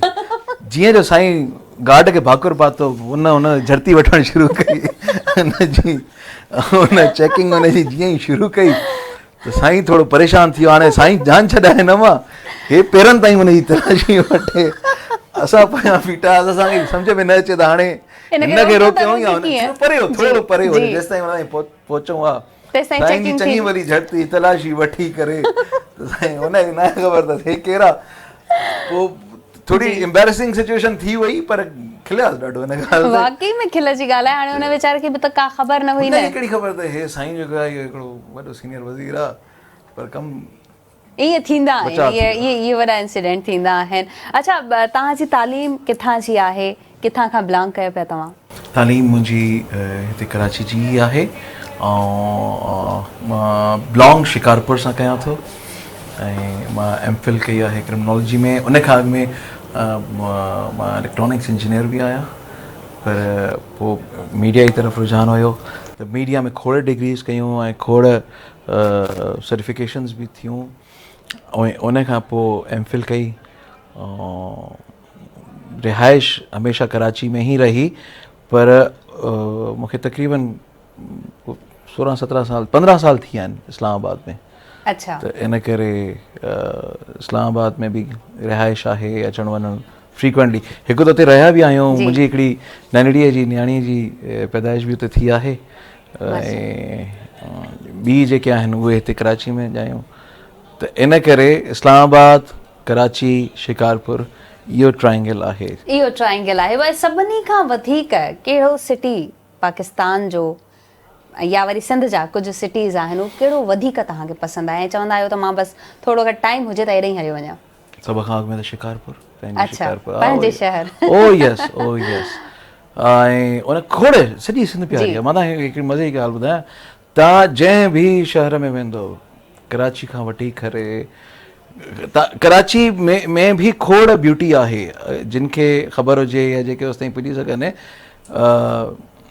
रहण वारनि बचण न ॾिनी, पर उन जे बावजूदि जेके ॻोल्हण वारा आहिनि उहे वरी पहुची वेंदा आहिनि। त इन करे कराची खां वठी करे भले तव्हां कंदकोट कश्मीर ताईं वञो, भले तव्हां घोटकी ताईं या कमू शहीद ताईं बि तव्हां वञो, त तव्हांखे सॼी सिंध में तव्हांखे उहे प्यारियूं ख़ूबसूरत जायूं मिली वेंदियूं जिते तव्हांखे ख़ूबसूरती बि नज़र ईंदी, सुकून बि मिलंदो ऐं तव्हांखे हर हिकु शइ में बि उहा ब्यूटी नज़र ईंदी। तव्हां इहो चओ पिया ऐं असीं कुझु माण्हुनि खां इहो ॿुधो आहे त कराची सिर्फ़ु कमाइण वारनि लाइ आहे ऐं कमाइणो हुजे त कराची वञिजे। न उहो त असां ॿुधो हुजे ई, नाणो त घुम लाड़काणो जी। त इन करे कराची माउ आहे सभिनी जी। कराची माउ आहे ऐं जेके न बि कमाईंदा आहिनि उन्हनि खे बि पाले थी। माउ जेका आहे उहा पंहिंजे कमाऊ पुट खे त प्यारु कंदी आहे, पर निभागे खे बि कंदी आहे। बिल्कुलु। त इन करे कराचीअ में रहणु, कराचीअ में कमाइणु, कराचीअ में पंहिंजो मुस्तक़बिल ठाहिणु, करियर ठाहिणु, जेको बि कराचीअ में सुराग ॻोठ ते लथो हुजे, कैंट स्टेशन ते लथो हुजे, ट्रिग रोड ते लथो हुजे, ऐं उन यानी लथो जो मतिलबु ट्रेन खां या बस खां जॾहिं हिते पहुचनि था, उन खां पोइ अगरि उन में लगन आहे त उन वटि उहे मौक़ा, उहे अपॉर्चुनिटीज़ पाण हली ईंदियूं। जेकर सफ़ाई चंडो आहे न, त बि उनखे 3 वक़्त मानी मिली वेंदी हिते। बिल्कुलु, चओ त तव्हां सही था। अच्छा नाज़िन, ॻाल्हियूं त खोड़ सारियूं आहिनि। हाणे असीं मोहम्मद अली साहिबनि खां ज़रूरु मां पुछणु चाहींदमि त छा तव्हांखे ॻाइणु ईंदो आहे या शेरो शाइरीअ सां कोई शौक़ु, को लॻाव? सफ़ा बि न। मां शायदि कॾहिं सोचियो बि हुजे, हा जी, पर ॻाइणु छो जो मुंहिंजी फील्ड न आहे। ऐं बाक़ी हा, शेरो शाइरी सां पढ़णु ॿुधणु बिल्कुलु आहे।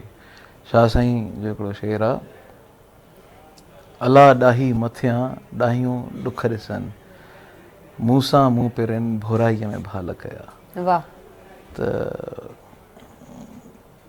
शाइरी सां आहे लॻाव, आहे काफ़ी लॻाव आहे। शाइरी सां लॻाव आहे। ऐं वधीक कहिड़ो शाइर पसंदि आहे हिन वक़्तु? शाह लतीफ़ त ज़ाहिर आहे असां छो सभिनी जो शाइर आहे पाकिस्तान छा वर्ल्ड लेवल ते, पर उन खां अलावा कहिड़ा शाइर तव्हां ॿुधणु या पढ़णु पसंदि कंदा? उस्ताद बुखारी या शेख अयाज़ जो त को मट ई न आहे, को सानी कोन्हे। उहे शाह साईं खां पोइ सुठा शाइर रहिया, पर नौजवान शाइरनि में ज़ुबैर सूमरो हिकिड़ो सुठो नालो आहे। सही। इन करे उन्हनि खे पढ़ंदा आहियो? ओ यस, I am a fan of हिम। सही। अच्छा, सहाफ़ी अगरि तव्हां न हुजो हा मोहम्मद अली साहब, त छा हुजो हा? पोइ खोड़ कुझु हुजां हा। लाइक शायदि मां शेफ बि हुजां हा, कुकिंग बि कयां हा, या इलेक्ट्रॉनिक्स इंजीनियर हुउमि, किथे फैक्ट्री में बीठो सर्किट ॻंढियां हा, या जेतिरो अर्सो अॻु में गई हुन ॻाल्हि खे त ख़ैर 25 साल 26 साल 27 साल थी विया आहिनि। त जेतिरो अरसो अॻु में कई हुई त उन खां पोइ हिन वक़्तु शायदि कंहिं कंपनी में कंहिं पोज़ीशन ते हुजां हा या ट्रैवलर हुजां हा। ऐं शादी थी वई, उन शादीअ मूंखे ॾाढो स्ट्रीमलाइन कयो। यानी उन जेको आहे लाइफ में यानी कि बिल्कुल चेंज अची वियो? न बिल्कुल चेंज त न हुयो, मां सदोरो पुट हुउमि, सफ़ा ईअं को घरां निकितल न हुउमि, पर सैलानी तबियत आहे मुंहिंजी ऐं उहा शादी जे करे ई कंट्रोल्ड आहे। यानी ॿारनि जी फैमिली कमिटमेंट्स जे करे शायदि मां ट्रैवलिंग कयां हा, ट्रैवलॉग्स ठाहियां हा, हिकिड़ो टूरिस्ट हुजां हा या कोई ट्रैवलर हुजां हा, ईअं ई हुजे। यानी कि ट्रैवलिंग पसंद आहे? ओ यस, ओ यस। सही। नॉर्दर्न एरियाज वगैरह या मां हर क़िस्म जी ट्रैवलिंग कई आहे। सिंध पूरी घुमी आहे तव्हां? पूरी सिंध, पूरो पाकिस्तान, माशाअल्लाह। पाण गाॾी हलाए करे बि, ऐं ट्रेन ते, बाय रोड, हर क़िस्म जी ट्रैवलिंग कई आहे, बाय एयर, इंटरनेशनली बि। त जिते जिते बि ट्रैवल कयो आहे उते जेका जेका उनजी ज़रूरत आहे उस ताईं पहुचण जी, उहे सभु मीन्स मां इस्तेमालु कया आहिनि। वाह। ऐं with music? O Yes, without music त कंप्लीट ई न आहे ट्रैवलिंग। विदाउट म्यूज़िक काइनात कंप्लीट न आहे। वाह। मां तव्हांखे ॿुधायां, म्यूज़िक त उहा जेका वाक़ई चवंदा आहिनि न रूह जी ग़िज़ा आहे। म्यूज़िक आहे त का न का मूवमेंट आहे। आई मस्ट टेल यू, तव्हां ॾिसो न जहिड़ी अला पनाह ॾे जंगियूं बि थींदियूं आहिनि त तराना छा कंदा आहिनि, वधीक मोटिवेशन ॾींदा आहिनि। त इन करे उहा म्यूज़िक जेका आहे that's the key of your soul. उन सां तव्हां पेनिट्रेट करे सघो था बिल्कुलु माण्हू जे अंदरि। अकेलाई में, तन्हाई में छा पसंदि आहे? छा स्लो म्यूज़िक ॿुधंदा आहियो, छा किताब पढ़ंदा आहियो, या वरी कंहिं अहिड़े दोस्त खे फ़ोन करे उन सां कचहरी कंदा आहियो?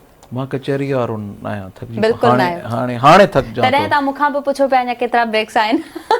न पर हाणे थकिजूं पिया, इन हाणे खे बि कुझु साल थी विया आहिनि, त बसि हाणे कचहरी हुजे, जिन सां दिलि लॻी आहे, दिलबर माण्हू हुजनि, दिलबर कचहरी करण वारा हुजनि, त पोइ त कलाक छा ॾींहंनि जा ॾींहं बि कचहरी हले। ऐं असां कई बि आहे, कमरा बंदि करे, ऐं यानी बाक़ाइदा अगरि कंहिं मौज़ू ते कचहरी जी ज़रूरत आहे या माण्हूअ जी ज़रूरत आहे, हुन माण्हू जी ज़रूरत आहे, भले 4 ॾींहं हुजनि या 40 ॾींहं हुजनि, कचहरी हले।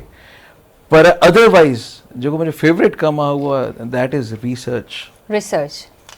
छा पिया सम्झो मोहम्मद अली साहब, कहिड़ी शइ ते हिन वक़्तु वधीक वक़्त जी ज़रूरत आहे जेका त रिसर्च थियणु खपे?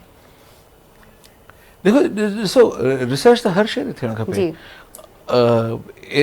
एतिरो कॉन्टेंट मौजूदु आहे। अच्छा, रिसर्च जा बि न हिकिड़ी चवंदा रिसर्च मेथडोलॉजी हूंदी आहे, यानी रिसर्च करणु खपे। असांजा जेके नौजवान आहिनि, सॉरी असांजा जेके नौजवान आहिनि उहे गूगल खां ॿाहिरि निकिरनि ई नथा। सही। रिसर्च मेथडोलॉजी में मिसाल जे तौर ते तव्हां कोई बि टॉपिक हिकिड़ो ॾियो था, त उन में उन रिसर्च मेथडोलॉजी जा जेके तमामु कॉम्पोनेंट्स आहिनि, अगरि तव्हां उनखे फॉलो कंदव तॾहिं तव्हां कंहिं रिज़ल्ट ते पुॼी सघंदव। मां छो जो हिकिड़ो क्रिमिनोलॉजिस्ट बि आहियां, त रिसर्च सां गॾु तहक़ीक़, उहो चवंदा आहिनि कनेक्टिंग द डॉट्स, तव्हां कड़ी से कड़ी मिलाइण, त उहो कड़ी मिलाइणु ॾाढो ज़रूरी आहे। हिते हिकिड़ो हमरा बीठो हुयो, केॾांहुं वियो, हाणे मां हुनखे ॻोल्हणु वेंदुमि, पोइ मां वटि जेके जेके सोर्सिस हूंदा, भले पोइ CCTV कैमरा हुजे, ॿाहिरि 4 ॼणा ॿिया वेठा हुजनि जेके मूंखे ॿुधाइनि त हिन पासे वियो, हुन पासे वियो। सो रिसर्च ऐं इन्वेस्टिगेशन इहे ॿई हिक ॿिए सां कोरिलेटेड आहिनि। सही। सो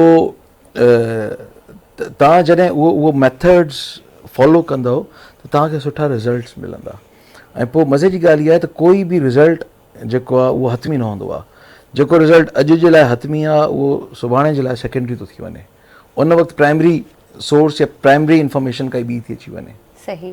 त इन करे जेको आहे उहो पाण खे माण्हू जेतिरो कनेक्टेड रखंदो ओतिरो ई वधीक उनखे सुठी इंफॉर्मेशन, सुठा सोर्सिस मिली सघनि था। सही। नाज़रीन, वठूं था नंढड़ो ब्रेक खां पोइ वरी वापसि था अचूं मॉर्निंग विथ आवाज़ में।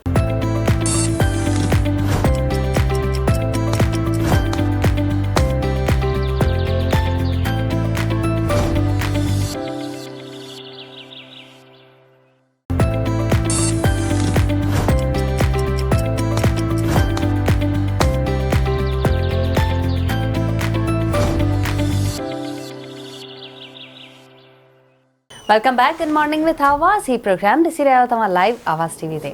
मोहम्मद अली साहब तव्हां क्रिमिनोलॉजी बि पढ़ी आहे, स्टडी कई आहे, चवनि था त क्रिमिनोलॉजी जी जेकी वैल्यू आहे उहा आउट ऑफ कंट्री में तमामु वधीक आहे, पाकिस्तान में या ख़ासि करे असांजी सिंध में। हालांकि डिग्री त आहे हिकिड़ी अलॻि, पर इन डिग्री जी वैल्यू क़ीमत एतिरी ख़बर न आहे माण्हुनि खे। छा इहा ॻाल्हि सही आहे? अच्छा, हिकु त जेको तव्हां चयो न वैल्यू, उहा वैल्यू छा खे था चवनि, उहा डेफिनेशन छा आहे, इहो केरु तय कंदो, इहो ज़रूरी आहे। सही। मिसाल जे तौर ते सिर्फ़ु अगरि ॾोकड़नि जी ॻाल्हि आहे, थी थो सघे तव्हां कंपेयर कयो यूरोज़ में या डॉलर्स में या पाउंड्स में, त हिकिड़ी क्रिमिनोलॉजिस्ट खे अगरि स्कॉटलैंड यार्ड में अपॉर्चुनिटी मिले थी किथे, हुते थो वञे, डेफिनेटली स्कॉटलैंड यार्ड जो जेको हुनजा जेके पैकेजिस हूंदा उहे डिफरेंट हूंदा, उनजी जेके सैलरीज़ या अदरवाइज़ बि जेके हुनखे अपॉर्चुनिटीज़ हुते मिलंदियूं उहे डिफरेंट हूंदियूं, ज़ाहिर आहे। But it's all about your on interest, त तव्हां कहिड़े पासे वञणु चाहियो था। हिते बि इदारा मौजूदु आहिनि, हिते फॉरेंसिक जा इदारा आहिनि, हिते इन्वेस्टिगेशन जा इदारा आहिनि, हिते हुकूमती सरकारी इदारा ऑलमोस्ट, मां तव्हांखे ॿुधायां तक़रीबन 35-40 इदारा अहिड़ा आहिनि जिते माण्हू यानी उनजो हिसो थी सघे थो, उते कमु करे सघे थो ऐं उते सुठो सिखण जो मौक़ो मिलंदो। असां वटि जेके नई नसुल आहे, दोस्त पढ़नि पिया, छोकिरा छोकिरियूं, उन्हनि जी ओरिएंटेशन करण जी ज़रूरत आहे। अच्छा, ओरिएंटेशन जो मतिलबु इहो, हर क्रिमिनोलॉजी पढ़ण वारो क्रिमिनोलॉजिस्ट पाण खे परसू न कंदो आहे। ठीकु। कुझु खे अॻिते तालीम जेका आहे, यानी मास्टर्स ॿिए कंहिंमें करणी आहे, या कुझु खे CSS करणी आहे, त उनखे क्रिमिनोलॉजी बसि सिर्फ़ु बैचलर्स या मास्टर्स करे ऐं अॻिते उनखे पंहिंजो करियर या डायरेक्शन चेंज करणी हूंदी आहे। पर जेके क्रिमिनोलॉजिस्ट परसू कंदा आहिनि उहे मुख़्तलिफ़ हुकूमती, सरकारी, स्टेट जे इदारनि में कमु कनि था पिया ऐं सुठो कमु कनि था पिया। सही, त इन करे हा, पाकिस्तान में खोड़ अपॉर्चुनिटीज़ आहिनि। मां तव्हांखे हिकिड़ी ॻाल्हि ॿुधायां, जी, हिते पाकिस्तान जा जेके चार्टर्ड अकाउंटेंट्स आहिनि, इहा मिसाल जे तौर ते ॻाल्हि थो कयां, त पाकिस्तान जा जेके चार्टर्ड अकाउंटेंट्स आहिनि उहे पूरी दुनिया में हाईली पेड आहिनि ऐं मशहूरु आहिनि। पाकिस्तान इंडिया ॿिन्ही जा। त छाजे करे मशहूरु आहिनि? चार्टर्ड अकाउंटेंट जो कमु हूंदो आहे ऑडिट करणु, या इन अदर वर्ड्स जेके गोबियूं या खांचा जेके चवंदा आहिनि न, या चोरियूं पकड़णु ऐं उनखे स्ट्रीमलाइन करणु। त सभिनी खां वधीक चोरियूं बि हिन ई ख़ते में थी थियनि। जी, ॿाहिरि त हुनखे ख़बर ई न आहे न चोरी थींदी बि हूंदी, पर उहा जेका फाइनेंशियल स्कैम्स आहिनि उहे सभिनी खां वधीक हिन रीजन में आहिनि। इन जे करे हाणे खां न, हमेशह खां, सिर्फ़ु ऑनलाइन स्कैम्स जी ॻाल्हि नथो कयां, जॾहिं इंटरनेट न बि हुई तॾहिं खां बि उहा छो जो मेंटेलिटी उहा ई आहे, त इन जे करे हितां जो जेको ऑडिटर आहे उहो आसानी सां चोरी पकिड़े सघे थो, इन करे ॿाहिरि उहा हाईली पेड आहे। सही। त इन करे सेम इज़ द केस, त जेके हितां जा जेके क्रिमिनोलॉजिस्ट आहिनि उहे बहितर इन करे आहिनि, ऐं अल्हम्दुलिल्लाह असांजे इदारनि पाकिस्तान में जेतिरो कंट्रोल कयो आहे, सॼे न सिर्फ़ु रीजन में इंटरनली बि पर एक्सटर्नली बि पंहिंजे बॉर्डर्स खे कवर कंदे, त उन में जेका सूरत हाल हिते बहितर आहे, जेतिरी एक्सपर्टीज़ असां वटि आहिनि ओतिरी मुंहिंजे ख़्याल में एक्सपर्टीज़ उन्हनि वटि न आहे। हा, उहे टेक्नोलॉजी में असांखां अॻिते ज़रूरु हूंदा, टेक्नोलॉजी में असांखां घणे भाङे उहे अॻिते आहिनि, पर सक्सेस रेट में असांखां अॻिते न आहिनि। मतिलबु तव्हां इहो चई रहिया आहियो त क्रिमिनोलॉजी पढ़ण वारो सुठो सहाफ़ी थी सघे थो हिते, ऐं मास कम्युनिकेशन पढ़ी करे ही मीडिया में अची सघूं था? न न, ईअं न आहे, इहो ज़रूरी न आहे। इहो त मां तव्हांखे अॻु में ॿुधायुमि न, जितां ॻाल्हि पंहिंजी शुरू थी, त हिन वक़्तु ऑनलाइन कोर्सिस एतिरा आहिनि जो उहे जेके ऑनलाइन कोर्सिस कनि था पिया, उहे उतां बि पंहिंजो सिखिया वठी करे ऐं पंहिंजा जेके पंहिंजा स्किल्स आहिनि उहे उन्हनि खे उहे कंटिन्यू करे सघनि था। यानी मास कम्युनिकेशन में बि डिपेंड थो करे न, छा करिणो आहे तव्हांखे, प्रोडक्शन करणी आहे, तव्हांखे जर्नलिज़म करणी आहे, तव्हांखे यानी को डॉक्यूमेंट्री जी तरफ़ वञिणो आहे, फिल्म मेकिंग जी तरफ़ वञिणो आहे, जेको कुझु तव्हांखे करिणो आहे उहो डिपेंड थो करे उन तव्हांजे ओरिएंटेशन ते बि ऐं तव्हांजे इंट्रस्ट ते बि, त तव्हां कहिड़े पासे वञणु चाहियो। सही। मोहम्मद अली साहब, कोई अहिड़ो टीचर जेको तव्हांखे यादि हुजे अॼु ॾींहं ताईं? सभु टीचर्स फेवरेट हूंदो आहे, यादि रहिजी वेंदो आहे हमेशह जे लाइ? सर साइमन डिलेमा असांजा प्रिंसिपल बि हुया, टीचर बि हुया, सदाईं यादि आहिनि, यादि रहंदा। मां हिकिड़ी मज़े जी ॻाल्हि ॿुधायां, असांजी अमर माशाल्लाह पाण जेके आहिनि न उहे टीचर ऐं प्रिंसिपल रहियूं आहिनि ऐं जो तक़रीबन 42-45 साल तालुक़ एजुकेशन सां ई रहियो आहे। सही। त इन करे शी इज़ एन एजुकेशनिस्ट। त उहा तालीम असांखे हिकु त घर जे माहौल मां बि मिली, वरी उन खां पोइ जेके बि टीचर मिलिया, चाहे उहे तव्हां स्कूल में चओ, भले कॉलेज में हुजनि, यूनिवर्सिटीज़ में हुजनि, मूंखे पंहिंजे सभु टीचरनि ॾाढो प्यारु ॾिनो, ॾाढी सिख्या ॾिनी। त इन करे सर फयाज़ हिकिड़ो हूंदो हुयो, ॾाढो प्यारु कंदो, डिफरेंट क़िस्म जो माण्हू हुयो, यादि आहे अञा ताईं। उन खां अलावा मां छो जो कॉन्वेंट खां पढ़िया आहियूं, असां 2 भाइर आहियूं, असां ॿई कॉन्वेंट खां पढ़ियासीं।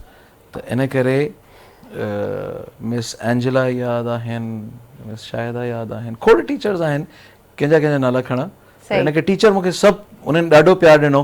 मुंहिंजी जेका सभ खां पहिरीं टीचर जेका मूंखे यादि आहे उहा मिस मरियम। अच्छा। हा, मूंखे इहो यादि आहे। त मां उन्हनि मूंखे ईअं वेलकम कयो स्कूल में ऐं ईअं प्यारु ॾिनो। शायदि मां आई एम श्योर मां खोड़ नाला मिस थो कयां हिन वक़्ते, उन सभिनी खां हथ वधी माफ़ी। पर डॉक्टर वहीद अब्बासी साहब हिन वक़्तु उन्हनि मूंखे जेके मुंहिंजा उस्ताद रहिया, सलाम आहे उन्हनि खे, बहितरीनु शख़्सियत। ऐं उहे UK खां पढ़ी आया आहिनि, डॉक्टरेट जी डिग्री कई अथऊं, क्रिमिनोलॉजिस्ट आहिनि। त उनखे नथो विसारे सघां। खोड़ टीचर्स आहिनि जिन खां पढ़ियो आहे। अच्छा, हिकिड़ी ॿी बि ॻाल्हि जेको इंसानु न विसारे सघंदो आहे, उहा ॻाल्हि ॾाढी ॾुखी त आहे, ऐं हर इंसान जी ज़िंदगी में उहो मोड़ ईंदो आहे, यानी कि प्यार जो मोड़। ऐं ज़िंदगीअ जो पहिरियों प्यारु हूंदो आहे कि टीचर सां, के स्टूडेंट सां थी वेंदो आहे 16-17 सालनि जी उमिरि में। इत्तेफ़ाक़ थियो कोई अहिड़ो? न, 16 में छो, उहो त 6 में बि थी वेंदो आहे, 9 में बि थी वेंदो आहे। इहा उमिरि वरी मूंखे ख़बर न आहे। टीचर सां वञी 16 सालनि में छो, टीचर तव्हां नंढा ॿार वेठा हो क्लास में, तव्हांखे टीचर पढ़ाए थी, तव्हांखे सुठी थी लॻे जी। त इहो उहो उन ॿार जो वीचारे जो प्यार ई हूंदो आहे जी। उहो। ऐं इहा हिकिड़ी वॾी मोटिवेशन हूंदी आहे। त उहो टीचर, अगरि टीचर जी मोटिवेशन आहे त तव्हांखे, मूंखे फलाणो टीचर, चाहे मेल हुजे चाहे फीमेल हुजे, हुन सां प्यारु थियो आहे, उहो वणे थो। त इहो दौरु गुज़रियो हुयो। तव्हां जीअं ॻाल्हि कई त मूंखे उहो टीचर यादि अची वियो, जंहिंजे करे असां डुकी करे, असांजो मैथ्स जो टीचर हूंदो, ऐं मां छो जो मैथ्स फिज़िक्स में थोरो बहितर हूंदो हुउमि, सदाईं 198 198 पूरा नंबर। बहितर त न, ये तव्हां इलाही बहितर हुयो। हा, इन में यानी 98 खां घटि न आया, पर 198 पूरा नंबर ईंदा हुया। त उहो उन टीचर जे करे आहे, उन सां प्यारु थी वियो। ऐं बुख़ार बि हुजे त उन जे करे वञिणो हूंदो, त न साईं जेको आहे उहो इंतज़ारु कंदो हूंदो। त उहो प्यारु त कंहिं बि उमिरि में थी सघे थो। पर इन प्यार जी मां ॻाल्हि ई न कई न, मां त ॿिए प्यार जी ॻाल्हि, मां लवाइण जी कोशिशि थो कयां। मूंखे उहो प्यारु पुछणो आहे, उहो तव्हांजो कॾहिं थियो? उहो बि थियो, हिकिड़ो दफ़ो ई थियो। थींदो ई आहे, आई थिंक हिकिड़ो दफ़ो थींदो आहे या हिकिड़ो। अच्छा, इहो हुनखे छा चवंदा आहिनि, नाकाम मोहबत। हा, या वन साइडेड मोहबत, वन साइडेड, छा बि चइजे हुनखे। उहा मां तव्हांखे, अच्छा हाणे मां जेका ॻाल्हि कंदुमि न, इहा मां तव्हांखे हेॾे होॾे लवाइण लाइ नथो कयां, इहा मां तव्हांखे बिल्कुलु जेन्युइन ॻाल्हि थो कयां।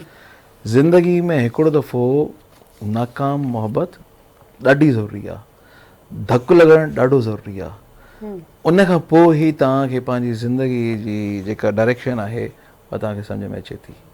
मिली वञे त ॾाढो सुठो, उन खां सुठो त कोई अमल ई न आहे।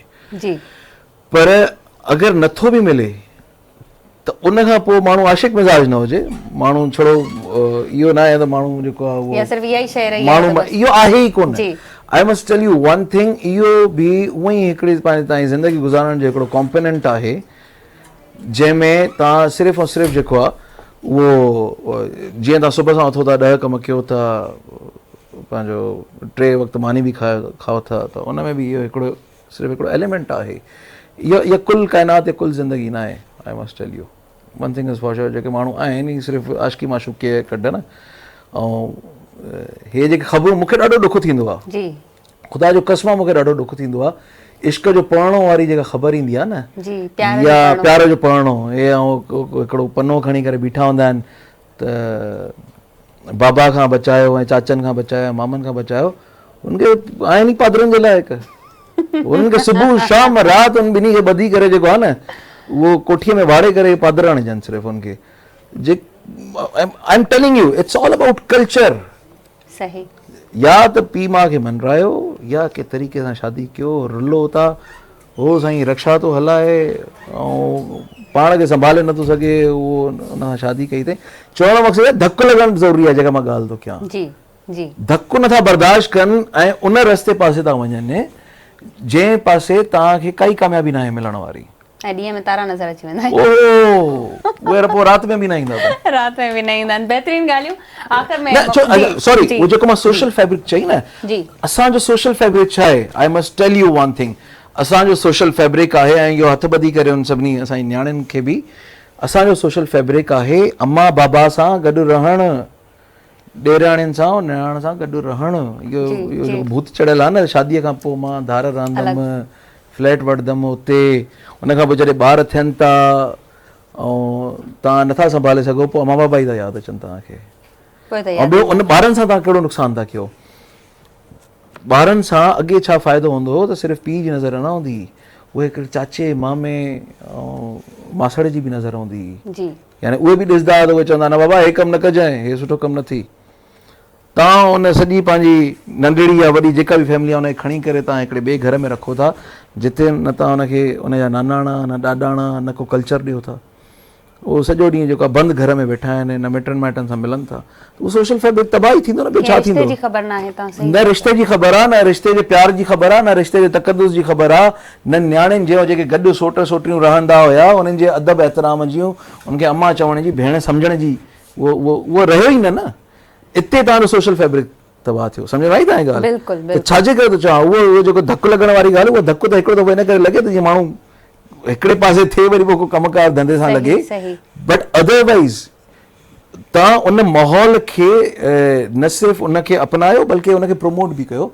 इहो ॾाढो ज़रूरी आहे। सही, बहितरीन। मोहम्मद अली साहब, तव्हां सां तमामु घणो सुठो लॻो ॻाल्हियूं करे। Thank you so very much. ऐं हाणे इजाज़त वठंदासीं, पर दिलि नथो करे, अञा खोड़ सारियूं ॻाल्हियूं हुयूं, पर वक़्तु असांजो पुॼाणी थो पहुतो आहे। वेंदे वेंदे तव्हां खां कोई मैसेज ज़रूरु वठंदासीं। छा मैसेज ॾियणु चाहींदा? Life is short, definitely short. जेका आहे न, काई ख़बर न आहे, न पंहिंजी ख़बर आहे न वक़्त जी ख़बर आहे। इन करे जेतिरो सुठो करे सघो था ऐं जेतिरो बहितरु करे सघो था, सभ खां अॻु में त सेल्फिश थी वञो पंहिंजी ज़ात सां। यानी पंहिंजी ज़ात जो मतिलबु इहो, पैसे जे मामले में न, पंहिंजी ज़ात खे ग्लोरीफाई करण जे मामले में। यानी स्किल्स कहिड़ा अचनि था तव्हांखे, सुठा कपिड़ा पाए करे पाण खे सुठो रिप्रेज़ेंट करे, ऐं तव्हां किथे मुआशिरे में को सुठो इनपुट ॾेई सघो था, त उहो कयो, छो जंहिंजो अल्टीमेटली फ़ाइदो तव्हांजी फैमिली खे थींदो। पंहिंजी फैमिली खे फ़ाइदो पुॼायो ऐं उन खां पोइ उन यूनिट खे तव्हां वधाईंदा वञो। यानी ultimately it goes till your maternal and paternal families. ऐं उन खां पोइ तव्हां पंहिंजे मुआशिरे खे जॾहिं तव्हां फ़ाइदो ॾींदो, त पोइ छो जो वञिणो त आहे न हिकिड़े ॾींहुं जी, पोइ वञण खां पोइ माण्हू घटि में घटि एतिरो त चवंदा यार हे अहिड़ो कमु करे वियो आहे जेको नसुलनि ताईं फ़ाइदो ॾिए थो। इहो ॾाढो ज़रूरी आहे। Thank you so very much Mohammad Ali सुब्र साहब, तव्हां आया ऐं तव्हां पंहिंजो क़ीमती वक़्तु असांखे ॾिनो। आवाज़ टीवी खे नाज़रीन, मां उमेदु कयां थी त तव्हांखे बि प्रोग्राम ज़रूरु पसंदि आयो हूंदो। ॻाल्हियूं खोड़ सारियूं जेके क़ीमती आहिनि ऐं लाभाइतियूं आहिनि, उहे बि तव्हांखे ज़रूरु पसंदि आयूं हूंदियूं। वठंदासीं तव्हां खां इजाज़त इन दुआ सां त जिते रहो ख़ुशि रहो, पंहिंजो रखंदा खोड़ सारो ख़्यालु। सबाबड़ो तव्हां सां ॿीहर मिलंदी आवाज़ टीवी जे प्लेटफॉर्म ते। तेसिताईं अल्लाह हाफ़िज़।